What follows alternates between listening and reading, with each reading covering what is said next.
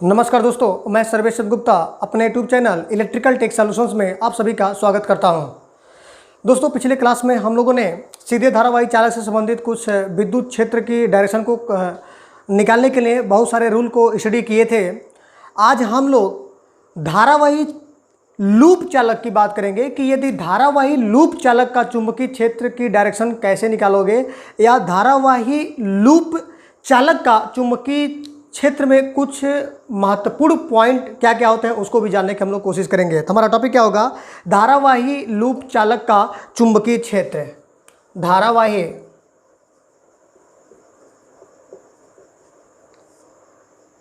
धारावाही loop चालक का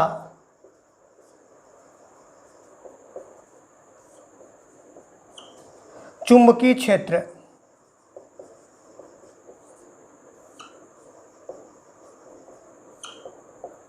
धारावाही loop चालक का चुंबकीय क्षेत्र। हमारा टॉपिक क्या है? धारावाही लूप चालक का चुंबकीय क्षेत्र। तो जिस प्रकार से सीधे धारावाही चालक के चुंबकीय क्षेत्र में मैंने कुछ महत्वपूर्ण पॉइंट को बताया हुआ था, इसमें भी हमारे कुछ महत्वपूर्ण पॉइंट है, उसको भी आप लोग नोट कर लीजिएगा। पहला इंपॉर्टेंट या महत्वपूर्ण पॉइंट ये होता है कि धारावाही लूप चालक का चुंबकीय क्षेत्र संकेंद्रीय बल रेखाओं से निर्मित होता है। सीधे धारावाही चालक में भी मैंने चुंबकीय क्षेत्र के बारे में बताया था कि उसका चुंबकीय क्षेत्र संकेंद्रीय बल रेखाओं से ही निर्मित होता है। उसी प्रकार धारावाही लूप चालक का भी चुंबकीय क्षेत्र संकेंद्रीय बल रेखाओं से निर्मित होता है। संकेंद्रीय बल रेखाओं से निर्मित होता है। संकेंद्रीय बल रेखा मतलब क्या होता है? मैंने वहां पर भी डिस्कस किया होता कि बहुत सारे बल रेखाओं का सभी का कॉमन आपको क्या हो, एक ही केंद्र बिंदु हो, ऐसे को हम क्या बोलते हैं? संकेंद्रीय बल रेखाएं। तो यहाँ पर भी धारावाही लूप चालक का भी चुंबकीय क्षेत्र हमारा क्या होता है? संकेंद्रीय बल रेखाओं से ही निर्मित होता है। दूसरा इंपॉर्टेंट पॉइंट यहाँ पर क्या है कि लूप में जो बल रेखाएं होती हैं वह जानिएगा, कभी कभी ऑब्जेक्टिव क्वेश्चन यहाँ से भी बन जाता है कि लूप में जो बल रेखाएं होती हैं वह अंदर की ओर वह क्या होती हैं? सघन होती हैं तथा बाहर की ओर फैली हुई होती हैं।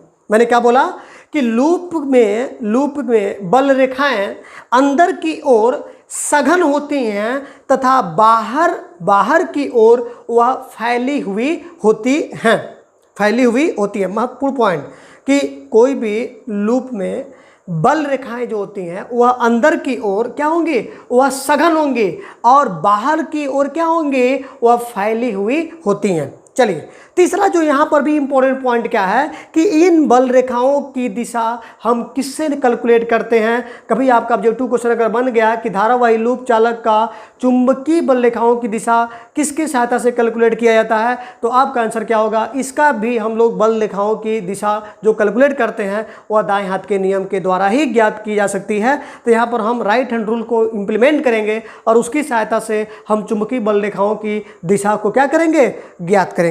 चलिए, मैं समझने की कोशिश करता हूं। यदि मैं आपके सामने एक धारावाही लूप चालक बनाता हूं और उसमें मैं करंट की दिशा अगर दे दूं और मैं पूछूं कि हर प्लेस पर आप जरा चुंबकीय क्षेत्र की डायरेक्शन जरा बताइए, तो आपको दिक्कत नहीं होगी। आप बड़े आसान तरीके से क्या कर लेंगे? उसको बता लेंगे। मान लीजिए आपके सामने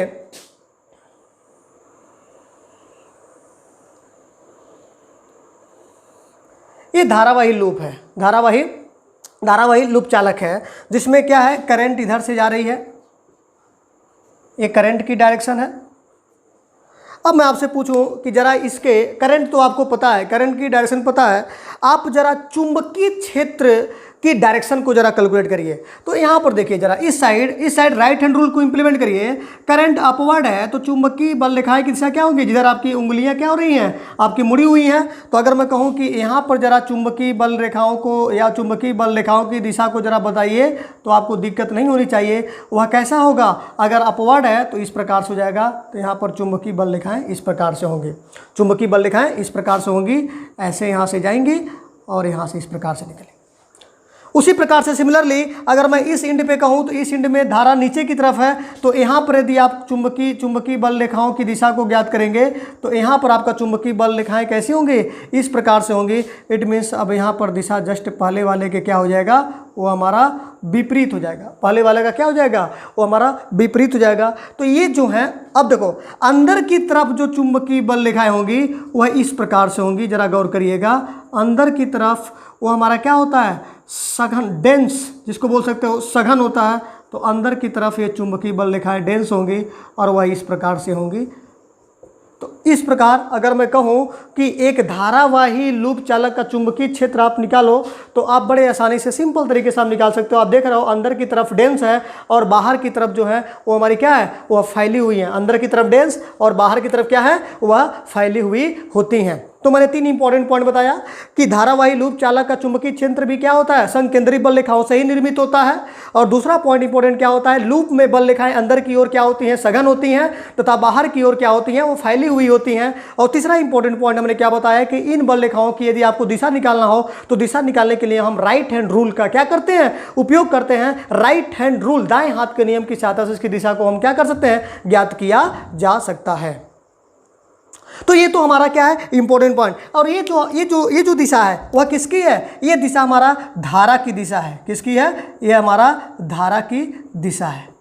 तो यदि लूप के अंदर धारा की दिशा आपको पता हो, धारा की दिशा यदि आपको पता हो तो बड़े आसानी से प्रत्येक साइड, हर बिंदु पर आप चुंबकीय बल रेखाएं आप निर्मित कर सकते हो और उसकी डायरेक्शन को भी राइट हैंड रूल की सहायता से क्या कर सकते हो, ज्ञात कर सकते हो।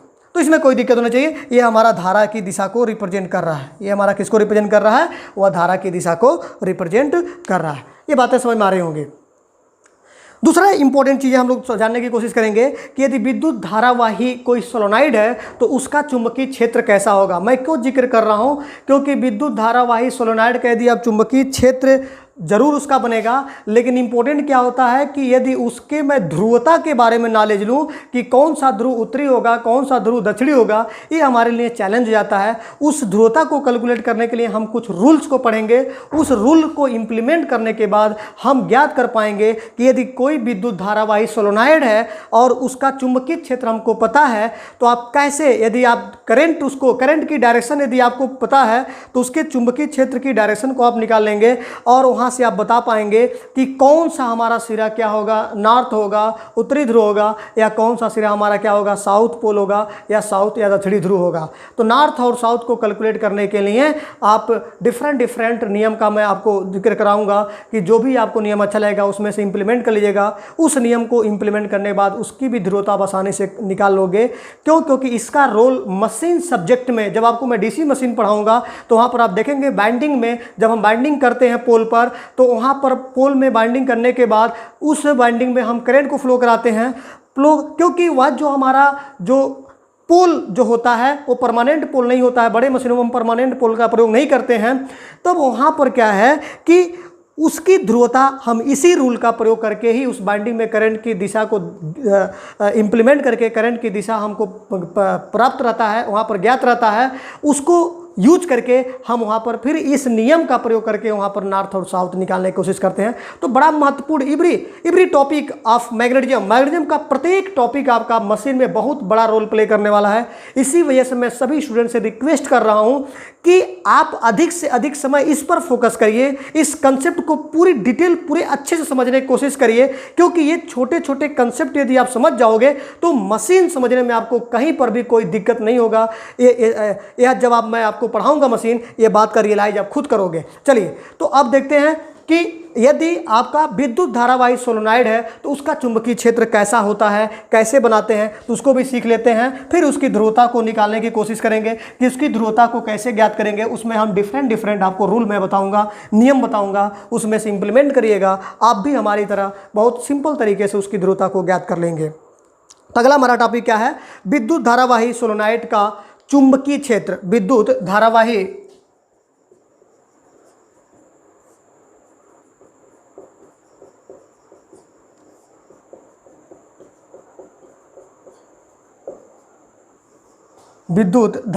सोलोनाइड का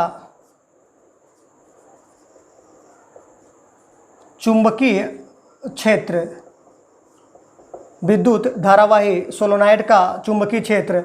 कोई भी हमारा एक ऐसा सोलोनाइड है जिसमें करंट फ्लो कर रहा है, उसका चुंबकीय क्षेत्र आप कैसे कैलकुलेट करेंगे उसको जानने की कोशिश कर रहे हैं। मान लीजिए हमारा ये प्रकार का सोलोनाइड है, देखिए जरा ध्यान दीजिएगा। यह सोलोनाइड है, जो डिफरेंट टर्न में हम इसको तब्दील कर रहे हैं,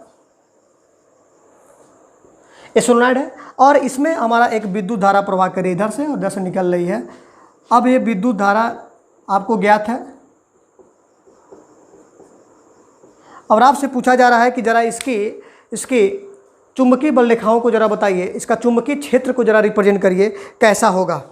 तो आप देख रहे हैं कि अगर आप राइट हैंड रूल देखिए, इस वाले में अगर आप लगाएंगे तो धारा नीचे की तरफ है और इधर आप देखेंगे तो ये ऊपर की तरफ जा रहा है, तो इधर धारा आपको क्या है, ऊपर की तरफ है। तो उधर वाले कहानी में ऐसा जाएगा चुंबकीय क्षेत्र, इधर वाली कहानी में ऐसा जाएगा चुंबकीय क्षेत्र। मैं उम्मीद कर रहा हूँ राइट हैंड रूल वाला कंसेप्ट इंप्लीमेंट करिएगा तो वहाँ सभी आप बड़े आसानी से कैलकुलेट कर लेंगे कि इसकी चुंबकीय क्षेत्र की दिशा कैसी होगी। तो मैं यहाँ पर रिप्रेजेंट कर दूँ कि चुंबकीय जो बल रेखाओं की जो दिशा होगी वह इस प्रकार से होगी। एक सोलोनाइड में चुंबकीय बल रेखाओं की जो दिशा होगी वह इस प्रकार से होगी।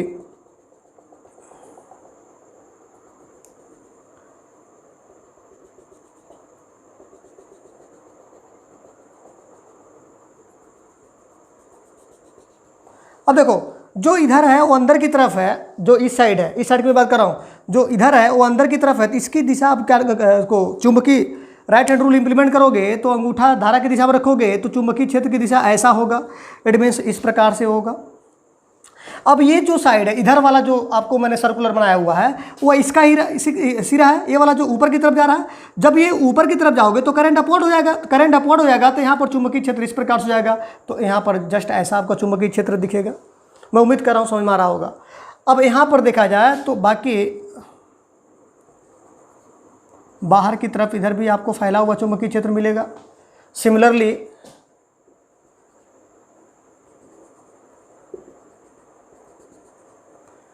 अब जरा ध्यान दीजिए, इधर आपका इधर से चुंबकीय क्षेत्र आ रही हैं, देख रहे हैं सभी तरफ आ रही हैं। इधर चुंबकीय तरफ एंट्री करेंगे और इधर से क्या होंगे, बाहर होंगे। इधर से क्या होंगे, बाहर होंगे। अभी मैं ध्रुवता लिख दे रहा हूँ, लेकिन ध्रुवता को कैसे निकालेंगे इसको हम रूल बताऊंगा, उसको समझिएगा फिर इसको इंप्लीमेंट करिएगा।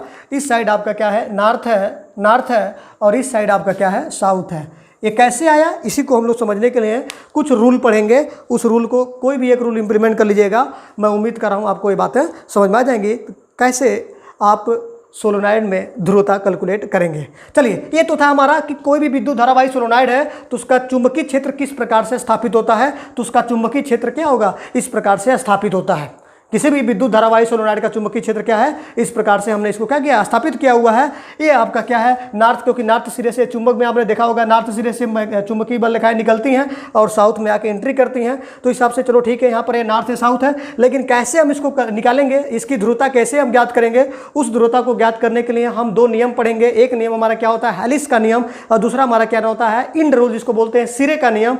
इन दोनों रूल में से कोई भी आपको जो अच्छा लगता है उसको इंप्लीमेंट करिएगा। दोनों रूल का ही प्रयोग हम क्या करते हैं कि किसी भी धारावाही सोलोनाइड में चुंबकीय क्षेत्र की उसको ध्रुवता को या धारावाही सोलोनाइड की ध्रुवता को हम क्या करते हैं, वह ज्ञात करने की कोशिश करते हैं। तो यह दोनों रूल वहाँ पर यूजफुल होता है। चाहे आप किसी एक रूल को इंप्लीमेंट कर लीजिएगा, आप सोलोनाइड की ध्रुवता ज्ञात कर ले जाएंगे। चलिए देखते हैं।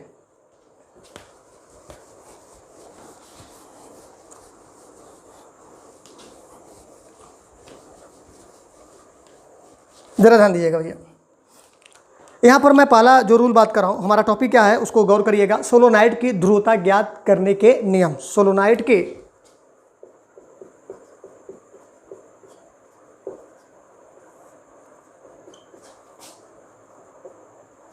ध्रुवता ज्ञात करने के नियम। सोलोनाइड की ध्रुवता ज्ञात करने के नियम। कैसे आप सोलोनाइड की ध्रुवता को ज्ञात करते हो, इसमें जो हम लोग पहला नियम पढ़ेंगे, पहला हमारा क्या होगा, हेलिक्स का नियम।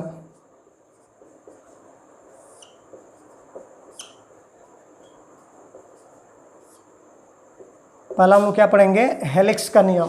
पहला हमारा क्या है, हेलिक्स का नियम। अब इसको समझने की कोशिश करते हैं कि हेलिक्स ने कौन सा नियम दिया हुआ था, हेलिक्स का नियम क्या कहलाता है। तो मैं इसको स्टेटमेंट दे रहा हूँ, उसको आप लोग नोट्स तैयार कर लीजिएगा। हेलिक्स के नियम के अनुसार, मैं क्या बोल रहा हूँ, हेलिक्स के नियम के अनुसार यदि सोलेनाइड को दाएं हाथ की मुट्ठी में, ये दाएं हाथ है ये ना हमारा, दाएं हाथ की मुट्ठी में मैंने क्या बोला, हेलिक्स के नियम के अनुसार यदि सोलोनाइड को दाएं हाथ की मुट्ठी में इस प्रकार पकड़ें कि अंगुलियों की दिशा, ये जो अंगुलियां हैं, अंगुलियों की दिशा सोलोनाइड में प्रवाहित धारा की दिशा को दर्शाए, अंगुलियों की दिशा सोलोनाइड में प्रवाहित धारा की दिशा को दर्शाए, तो इस स्थिति में अंगूठा, तो इस स्थिति में ये जो अंगूठा है वह सोलोनाइड के उत्तरी ध्रुव को प्रदर्शित करेगा। बात समझ में आ रहा होगा। मान लीजिए आप एक सोलोनाइड आपने तैयार किया हुआ है, तो मैंने क्या बोला कि इस नियम के अनुसार यदि सोलोनाइड को आप दाएं हाथ की मुट्ठी में इस प्रकार से पकड़िए कि अंगुलियों की जो दिशा है वो सोलोनाइड में प्रवाहित होने वाली दिशा को दर्शाए, और जो अंगूठा है वह सोलोनाइड के उत्तरी दिशा को क्या करेगा, प्रदर्शित करेगा। चलिए इसको हम एक डायग्राम से समझने की कोशिश करते हैं। मान लीजिए ऐसा आपको डायग्राम है, मेरा ध्यान दीजिएगा, ये आपका सोलोनाइड है, आप इसमें करंट फ्लो करा रहे हो,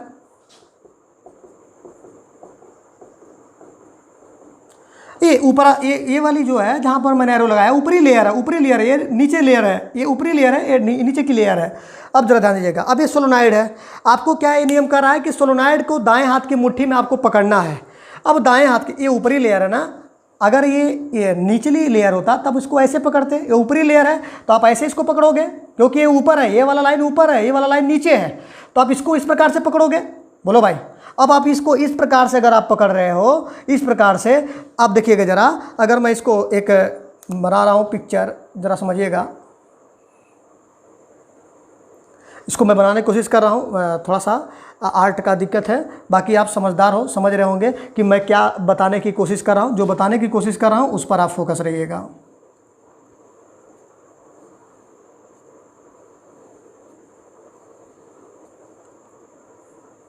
ये हमारा क्या है, ये जरा ध्यान दीजिएगा, ये हमारा इस प्रकार से है, ऐसे मैं पकड़ने की कोशिश कर रहा हूँ, इस प्रकार से मैं पकड़ने की कोशिश कर रहा हूँ, देख रहे हैं ना, मैं ऐसे पकड़ने की कोशिश कर रहा हूँ। अब यहाँ से आप बातों को समझिएगा।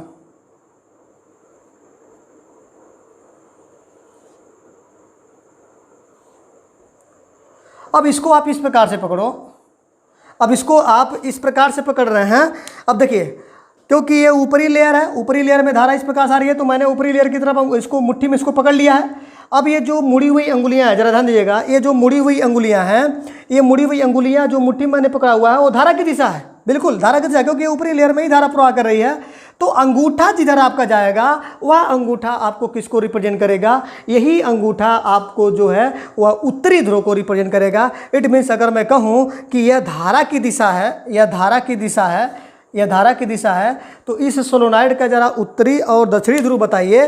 तो आप बड़े सिंपल तरीके से आप बता सकते हो, बड़े सिंपल तरीके से आप बता सकते हो कि यह ध्रुव हमारा क्या है, उत्तरी ध्रुव होगा, और यह ध्रुव हमारा क्या होगा, दक्षिणी ध्रुव होगा। मैंने क्या बोला, आपको सिंपली जिधर धारा प्रवाह कर रही है उस सोलोनाइड को उसी प्रकार से दाएं हाथ की मुट्ठी में पकड़ लेना है। अब जैसे दाएं हाथ की मुट्ठी में आप पकड़ोगे तो अंगूठा जो है उसके उत्तरी दिशा को क्या करेगा, प्रदर्शित करेगा। उत्तरी दिशा को अगर आपको जैसे इसको पकड़ा तो अंगूठा इधर है, तो उत्तरी ध्रुव आपका, उत्तरी दिशा आपका यह होगा, तो दक्षिणी ध्रुव हमारा क्या होगा, दक्षिणी दिशा आपका या दक्षिणी ध्रुव आपका इधर होगा। तो इस प्रकार से आप इस सोलोनाइड में यदि आपको करंट पता है तो सिंपली उसी को आपको मुट्ठी में करंट के दिशा के अकॉर्डिंग आपको इसको सोलोनाइड को मुट्ठी में पकड़ना है। मुट्ठी में जैसे आप उसको करंट के डायरेक्शन के हिसाब से इसको पकड़ रहे हो तो अंगूठा उत्तर की दिशा को, उत्तरी ध्रुव को क्या करेगा, रिप्रेजेंट करेगा, और यह जो हमारा दूसरा सिरा होगा वो हमारा क्या होगा, वह दक्षिणी ध्रुव होगा। और ये देख रहे ना, ये हमारा जो हमारे उंगलियां जो मुड़ी हुई हैं यह किसको रिप्रेजेंट कर रही हैं, वह धारा की दिशा को रिप्रेजेंट कर रही हैं, वह धारा की दिशा को रिप्रेजेंट कर रही हैं। और यह अंगूठा किसको रिप्रेजेंट कर रहा है, वह उत्तरी ध्रुव को रिप्रेजेंट कर रहा है। मैं उम्मीद कर रहा हूँ ये बातें आपको समझ में आ रही होंगी। चलो, ये तो रूल हमारा क्या कहलाया, हेलिक्स का रूल कहलाया। इसको हम क्या बोलते हैं, हेलिक्स का रूल बोलते हैं। दूसरा जो हमारा रूल है उसको समझने की कोशिश कर रहे हैं। दूसरा रूल हमारा क्या कहलाता है, इंड रूल। दूसरा हमारा क्या है, इंड रूल। जो रूल आपको अच्छा लगे उसको आप समझ लीजिएगा, दोनों आपको काम की चीज़ें हैं। दूसरा रूल क्या बोलते हैं, इंड रूल। दूसरा रूल क्या है, इंड रूल, या इसी को क्या बोलते हो, सिरे का नियम।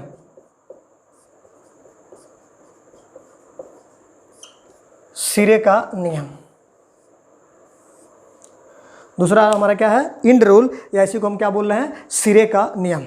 अब चलो इसको भी समझने की कोशिश करते हैं, सिरे का नियम क्या कहलाता है। जरा गौर करिए, यदि सोलोनाइड में धारा का प्रवाह, सुनिएगा गौर से, यदि सोलोनाइड में धारा का प्रवाह घड़ी की सुइयों की घूर्णन की दिशा में, मतलब घड़ी की सुई जिधर घूमती है, यदि सोलोनाइड में धारा का प्रवाह घड़ी की सुइयों की घूर्णन की दिशा में प्रतीत हो, इट मीन्स क्लॉकवाइज, क्लॉकवाइज को बोलते हैं दक्षिणावर्त, घड़ी की सुई इधर तो ही घूमती है ना। यदि सोलोनाइड में धारा का प्रवाह घड़ी की सुइयों की घूर्णन की दिशा में प्रतीत हो तो वह दक्षिणी ध्रुव होगा, और यदि घड़ी की दिशा के विपरीत प्रतीत होता है तब वह सिरा क्या होगा, उत्तरी ध्रुव होगा। चलिए अब इसको भी समझने की हम लोग कोशिश करते हैं। इसका स्टेटमेंट क्या हुआ, मैं इस प्रकार से एक डायग्राम बना रहा हूं, आप समझिएगा और आप ही बताइएगा कि क्या होना चाहिए। बहुत ही सिंपल है, घबराने की जरूरत नहीं है। थोड़ा सा आप ध्यान, थोड़ा सा आप कंसंट्रेशन बना के रखेंगे तो हर एक कंसेप्ट आपका पूरी तरह से आपको समझ में आता रहेगा, कोई दिक्कत नहीं होगी। चलिए, घड़ी की सुई की दिशा में, मैंने बोला ना कि यदि सोलोनाइड में धारा का प्रवाह घड़ी की सुई की दिशा की घूर्णन की दिशा में प्रतीत होता है तो वह दक्षिणी ध्रुव होगा, और यदि घड़ी की दिशा के विपरीत प्रतीत होता है तब वह सिरा क्या होगा, उत्तरी ध्रुव होगा। अब जरा ध्यान दीजिएगा, अगर ऐसा आपको दिशा दिया हुआ है, ऐसा दिशा दिया हुआ है, ये धारा का प्रवाह का दिशा है।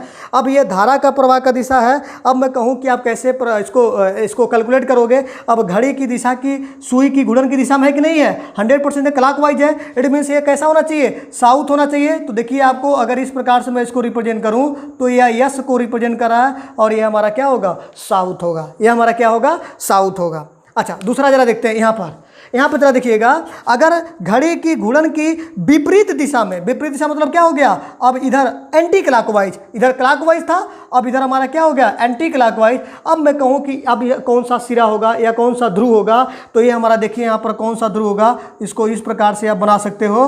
तो ये आप ध्रुव देख रहे हो कौन सा है, ये हमारा ध्रुव कौन सा होगा, वो हमारा नॉर्थ ध्रुव होगा। ये हमारा कौन सा ध्रुव होगा, ये हमारा नॉर्थ ध्रुव होगा। मैं उम्मीद कर रहा हूँ बातें आपको समझ में आ रहा होगा।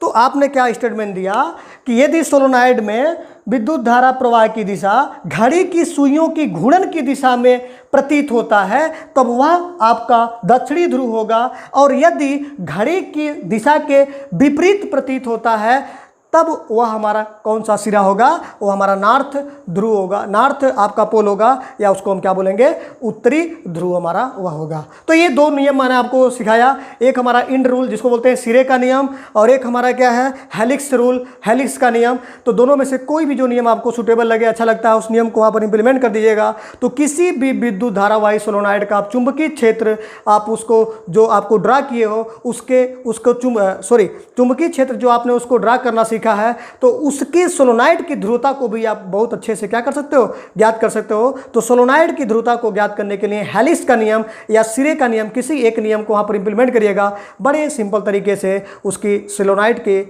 की वो भी किसकी, धारा विद्युत धारावाही सोलोनाइड की आप ध्रुवता ज्ञात कर लोगे।